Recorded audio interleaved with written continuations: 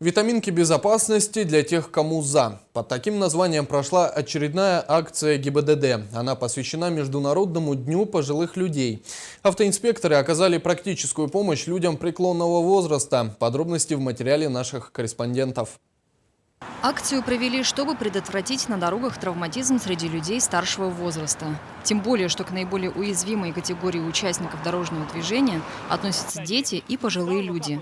Каждый в силу своих возрастных особенностей может оказаться в трудной ситуации на дороге. Так, пожилым порой сложно ориентироваться в дорожной обстановке.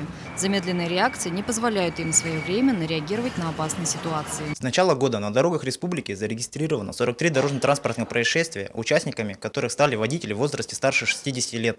При этом погибло 10 человек и 53 получили травмы и увечья. В этот день пожилым водителям инспекторы вместе с рекомендациями о мерах безопасности в процессе дорожного движения вручали автомобильные аптечки, а пешеходам, чей возраст можно охарактеризовать фразой «кому за», памятки, светоотражающие браслеты и упаковки с витаминами. Сегодня госавтоинспекция поздравляет вас с праздником. Знаете, сегодня какой праздник? Да, На улице гололед, осторожно. Так что надо осторожно быть. И он вам памятные такие надписи, чтобы были осторожны на дорогах. Водителям транспортных средств инспекторы ГИБДД советуют относиться с пониманием и уважением к пожилым людям.